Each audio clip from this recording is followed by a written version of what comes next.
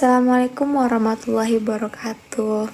Hai teman-teman, perkenalkan nama saya Putri Raini dengan NIM 2522080. Di sini saya akan menjelaskan 4 poin, yaitu yang berdiri dari apa itu antena, yang kedua antena satelit, yang ketiga jaringan seluler, dan yang terakhir jaringan ad hoc.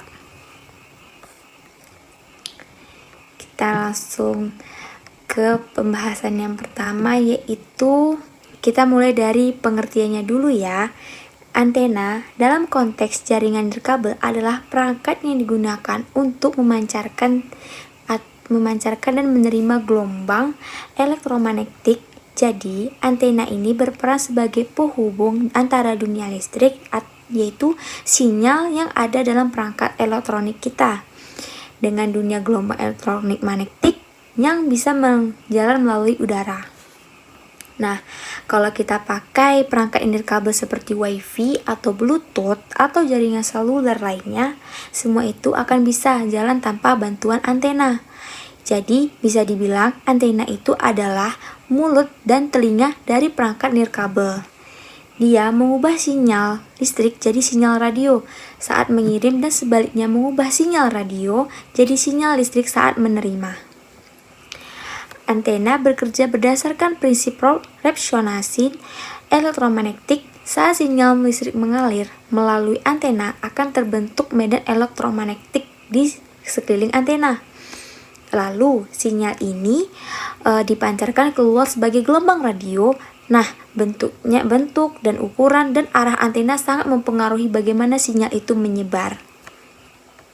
Sekarang kita bahas jenis-jenis antena ya. Ada 2 jenis antena, yaitu antena omnidireksional dan antena direksional. Antena omnidireksional ini memancarkan sinyal ke segala arah. Contohnya, antena WiFi di rumah bentuknya itu sinyalnya seperti tiang kecil. Itu menyebarkan sinyal seperti gelombangnya itu 360 derajat horizontal. Ini cocok untuk perangkat yang bergerak bebas atau tersebar merata di suatu ruangan. Dan sebaliknya, antena direksional hanya memancarkan sinyal ke arah tertentunya saja. Misalnya, antena parabola atau antena sektor yang dipakai di tower BTS. Keuntungannya, sinyal ini terfokus pada suatu arah saja, jaraknya lebih jauh dan lebih dekat, tapi tidak mencakup area yang luas. Ada juga jenis antena khusus seperti antena Yagi, antena grid, dan antena patch. Antena Yagi itu seiring dipakai untuk jarak jauh di pedesaan karena punya guide tinggi. Nah, guide itu sendiri adalah ukuran sebesar antena bisa mengukur arah sinyal. Guide tinggi ini artinya sinyal ini lebih fokus dan bisa menjangkau lebih, tapi areanya sangat sempit. Antena juga bisa dibedakan berdasarkan frekuensi, misalnya 2,4 GHz dan 5 GHz yang biasa dipakai pada router WiFi. Masing-masingnya punya kelebihan dan kekurangannya.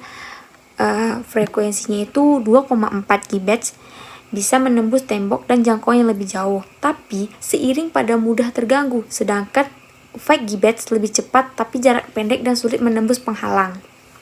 Lalu, dalam sistem jaringan lebih besar seperti seluler atau satelit, antena juga sangat vital. Dia menara BTS, ada antena sektor yang mengarahkan sinyal ke arah zona-zona tertentu. Di satelit, antena parabola besar memancarkan sinyal ke bumi, dan sisi pengguna kita pakai antena kecil di piringan parabola untuk menerima sinyal, seperti parabola yang kita pakai di rumah atau di atap. Dia itu memiliki gelombang seperti piring, itu untuk menangkap sinyal. Bahkan di HP kita ada beberapa antena tersembunyi loh.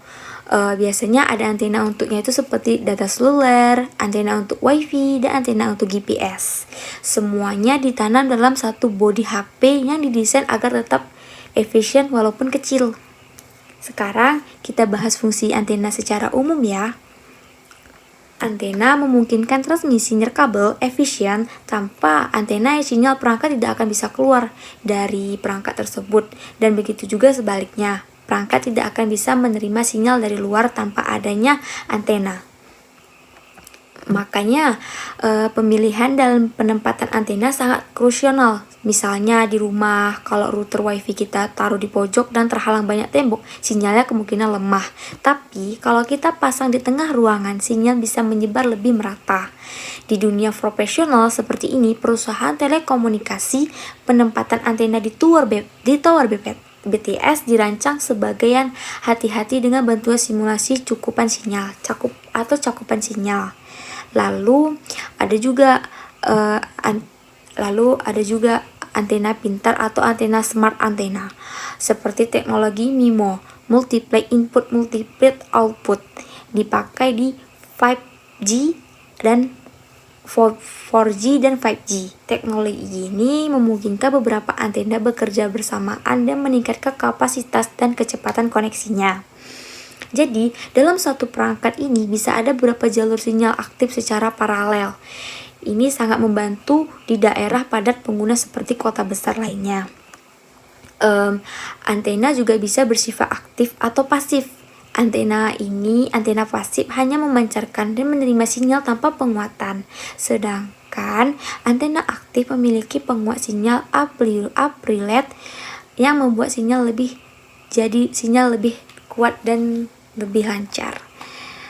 Nah, ada juga antena portable yang sering dipakai di pemancar radio darurat, alat pelacak atau militer. Biasanya ini bentuknya itu seperti dilipat, mudah dibawa dan bisa dipasang kemana saja. Nah, dan dapat disimpulkan bahwa antena ini adalah salah satu elemen paling penting dalam jaringan kita. Tanpa antena, sinyal bisa keluar atau masuk perangkat. Tanpa antena, sinyal tidak akan bisa masuk ke perangkat dan keluar perangkat. Bentuk, jenis, arah, dan posisinya sangat mempengaruhi performa jaringan. Jadi, kita bisa mengalami sinyal lemah atau koneksi lambat. Bisa jadi masalahnya bukan hanya provider, tapi juga di antena, baik dari sisi perangkat maupun infrastrukturnya. Lanjut, kita akan memasuki yaitu internet satelit. Nah, teman-teman tahu tidak internet satelit itu apa? Nah, topik dari internet satelit ini sangat menarik loh, karena sebenarnya teknologi ini cukup lama ada, tapi belakang ini makin dikenal karena proyek-proyek besar mulai menggunakan internet satelit, seperti proyek Starlink milik SpaceX. Biasanya mereka setelah menggunakan internet satelit. Nah, pertama-tama mari kita pahami dulu apa itu internet satelit. Jadi, internet satelit adalah layanan internet yang pengiriman dan penerimaan data dilakukan melalui satelit yang berada di luar angkasa. Nggak kayak internet kabel lainnya yang harus narik kabel fiber optik sampai ke rumah kita, atau internet seluler yang dipakai ke tower BTS. Internet satelit ini bisa langsung terhubung dari bumi ke satelit di langit dan sebaliknya. Lalu gimana sih cara kerjanya? Cara kerjanya itu kurang lebih begini. Kita bisa browsing, streaming, atau kita pesan lewat jaringan satelit sinyal dari perangkat kita. Biasanya nih lewat modem khusus dan antena parabola kecil akan dikirim ke satelit yang berada di orbit. Nah, satelit itu akan memantulkan sinyal itu ke stasiun bumi yang terhubung dengan internet global. Setelah itu, data diproses dan dikirim balik melalui jalur yang sama di perangkat kita. Semua ini berlangsung dalam hitungan detik loh. Cepat ya. Tapi tetap aja ada sedikit jeda atau delay yang disebut latensi. Nah, orbit satelit ini juga berpengaruh Dulu, kebanyakan layanan internet satelit ini pakai satelit geostasioner yang berada di sekitar 36,00 km dari permukaan bumi karena jaraknya jauh banget. Latensinya cukup tinggi, bisa sampai ke 6000 milidetik atau lebih. Itu sebabnya dulu kalau kita pakai internet satelit, main game online atau video call terasa lambat dan putus-putus. Tapi sekarang berkat teknologi baru, banyak perusahaan mulai menggunakan satelit orbit rendah atau LEO Low Earth Orbit kayak proyek Starlink. Jaraknya lebih dekat ke bumi, sekitar 5.000 hingga 2, km. Karena itu, latensinya jauh lebih rendah dan kecepatan internetnya bisa bersaing bahkan dengan kabel fiber optik lainnya. Oke, sekarang kita akan bahas komponen utama dalam sistem internet satelit. Nah, yang pertama itu tentunya saja satelit itu sendiri yang berfungsi sebagai relay atau pemantul sinyal. Lalu ground station, yaitu stasiun bumi yang penghubung ke jaringan internet global. Dan terakhir adalah VSAT. VSAT ini di sisi pengguna yaitu sistem antena parabola dan modem yang dipasang di rumah atau gedung pengguna. VSAT ini menerima dan mengirim sinyal ke arah satelit. Terus, apa saja sih kelebihan satelit?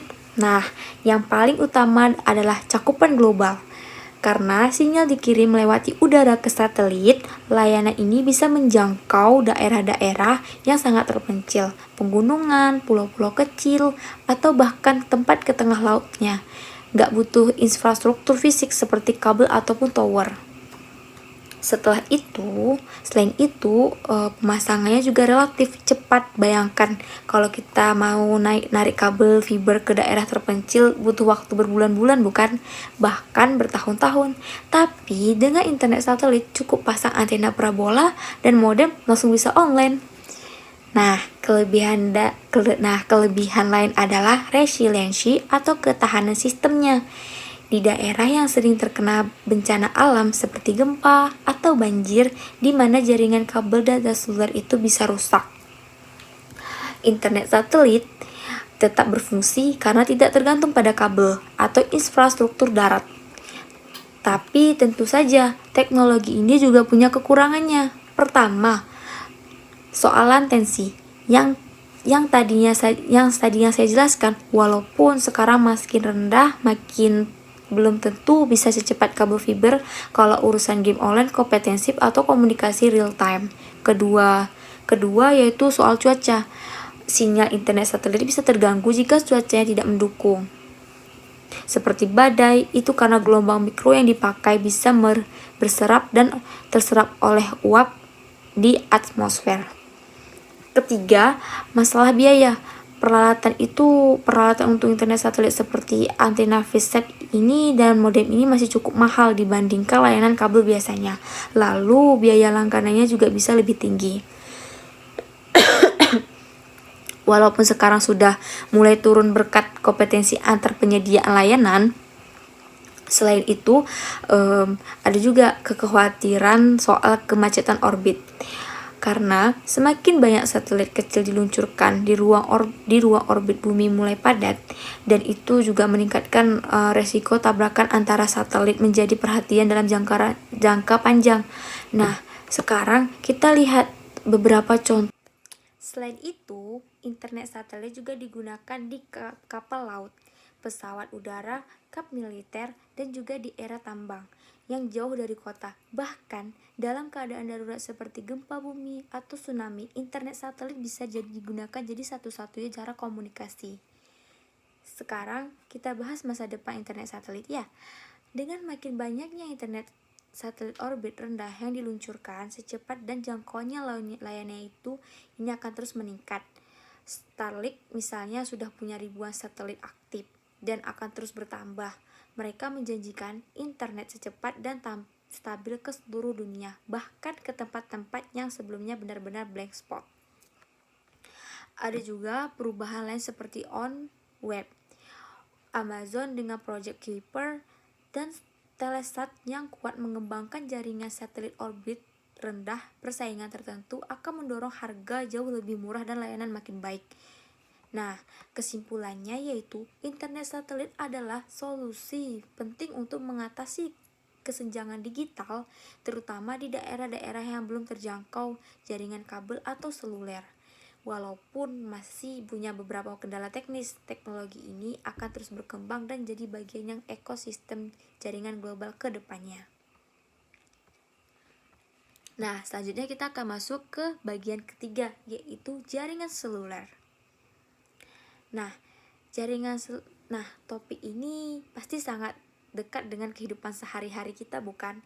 Karena hampir semua orang sekarang memiliki HP dan memiliki jaringannya. Dan itu nggak bisa lepas dari jaringan seluler, baik untuk telepon, SMS, maupun internet. Nah, jadi apa itu jaringan seluler? Secara umum, jaringan seluler adalah jaringan komunikasi nirkabel yang dibagi dalam area kecil yang disebut dengan sel atau sil. Masing-masing sel ini dilayani oleh BTS atau Base Transceiver Station yang kita kenal dengan istilah tower pemancar. Saat kita berpindah tempat atau lokasi, sinyal dan HP kita akan berpindah ke satu sel ke sel yang lainnya. Itu yang disebut dengan proses handover. Sekarang kita lihat komponen utama dalam jaringan seluler. Pertama, tentu saja perangkat kita sendiri yang disebut sebagai mobile station atau MS. Bisa berupa HP, modem, atau perangkat load. Keduanya BTS yang bertugas menangkap dan mengirim sinyal ke perangkat yang lainnya.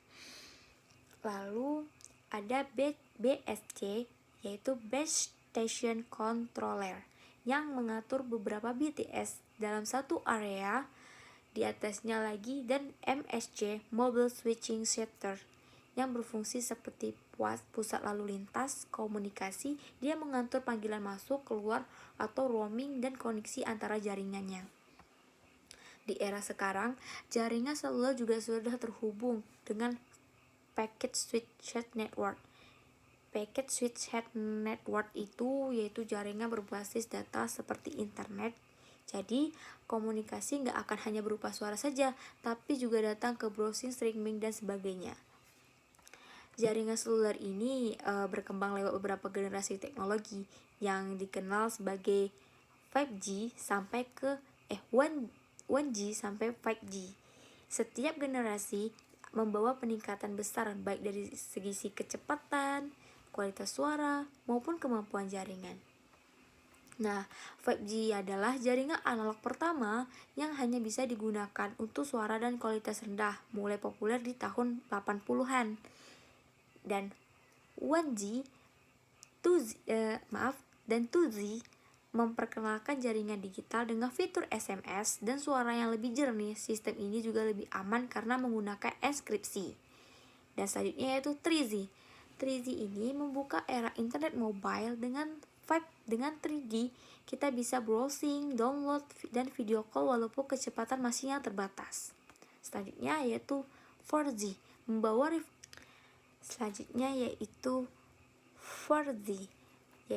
membawa revolusi dalam kecepatan internet. Dengan kecepatan hingga ratusan Mbps, kita bisa streaming HD, main game online, atau upload video dengan lancar. Dan sekarang kita mulai masuk ke area 5G. 5G ini teknologi yang menawarkan kecepatan yang tinggi, latensi sangat rendah, dan kapasitasnya jauh lebih besar. Artinya, banyak perangkat bisa terhubung secara bersamaan tanpa bikin jaringan lemot. Nah, mari kita bahas yaitu frekuensi dan spektrum jaringan seluler. Proporsi pada spektrum frekuensi tertentu yang diatur oleh pemerintah. Misalnya di Indonesia, jaringan 4G ini biasanya bekerja frekuensinya itu 1800 MHz atau 2300 MHz, sedangkan 5G bisa digunakan spektrum lebih tinggi, bahkan sampai gelombang miliwatt yang kecepatannya sangat tinggi dan jangkauannya yang pendek. Terus bagaimana sih proses komunikasi terjadi? Misalnya nih, kita mau menelpon teman, HP kita akan mengirimkan sinyal ke BTS terdekat. BTS ini meneruskan sinyal ke BSC, lalu ke MSC. MSC akan mencari tahu kemana arah panggilan ditujukan. Apakah ke pengguna jaringan yang sama, atau ke jaringan operator lainnya, atau ke jaringan internasional sekaligus. Proses ini terjadi dalam bentuk sangat singkat, bahkan kurang dari 1 detik. Hal yang sama juga terjadi saat kita membuka situs atau streaming. Data dikirim dalam bentuk paket melalui BTS ke internet, dan sebaliknya, data dari internet dikirim ke HP kita melalui jalur yang sama.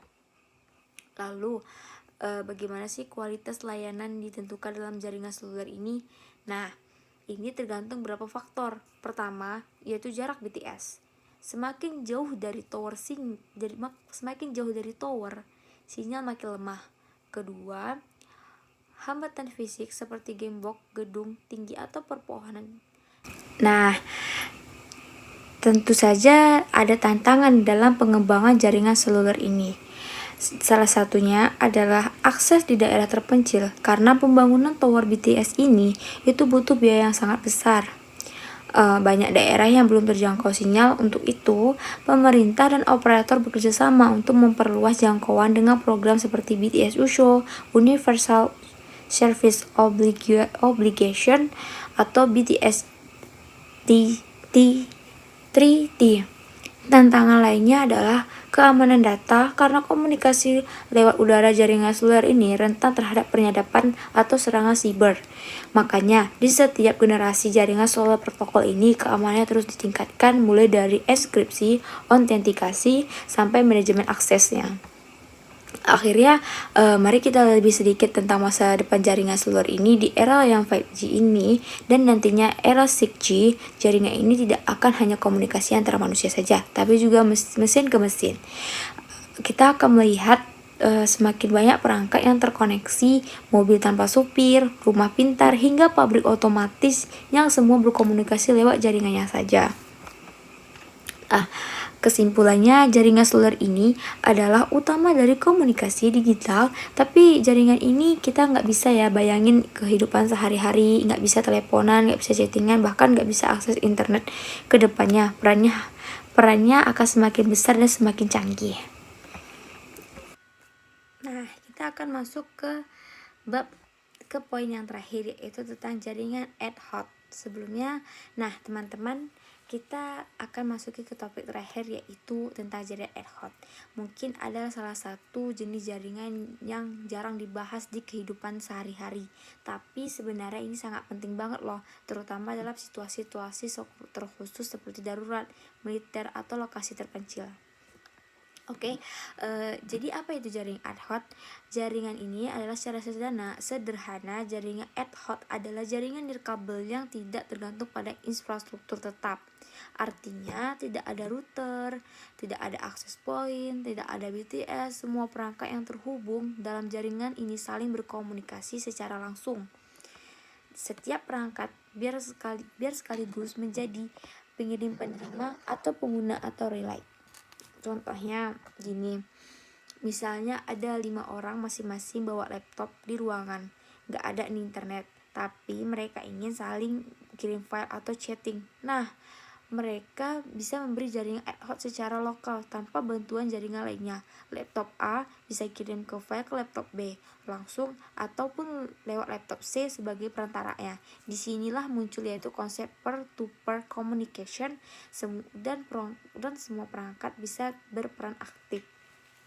Kata ad hoc sendiri berasal dari bahasa Latin, artinya untuk tujuan khusus. Jadi jaringan ini biasanya dibentuk sementara untuk kebutuhan tertentu yang bisa dibongkar kapan saja.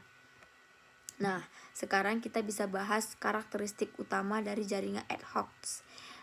Yang pertama yaitu tanpa infrastruktur tetap. Seperti yang tadi saya sebut, tidak ada server utama pusat atau router dinamis. Yang kedua, dinamis. Perangkat ini bisa masuk ke dan keluar jaringan kapan saja. Kalau salah satu perangkat mati, maka jaluran komunikasi ini akan menyesuaikan secara otomatis. Nah, yang ketiga, multi-hop. Multi-hop ini artinya data bisa dikirim dari satu ke perangkat melalui perangkat perantaraan dan gak harus secara langsung. Selanjutnya, self-configuration. Jaringan ini bisa membentuk sendiri hubungan antara perangkat tanpa campur tangan admin. Dan yang terakhir, terbatas jangkauan. Karena tidak ada perangkat pemancar kuat seperti BTS ini, maka jangkauan sinyal itu tergantung pada kekuatan masing-masing perangkat. Nah, ada beberapa jenis jaringan ad hoc yang penting untuk kita kenal, yaitu pertama, MANETs, Mobile Ad Hoc Networks. Yang ini adalah jenis jaringan ad hoc yang terdiri dari perangkat bergerak. Contohnya, tentara di medan perang yang membawa alat komunikasi dan mereka saling terhubung membentuk jaringan sementara tanpa perlu BTS. Magnet digunakan juga dalam lokasi bencana, tempat semua jaringan normal rusak. Tim penyelamat bisa tetap berkomunikasi melalui jaringan ad hoc.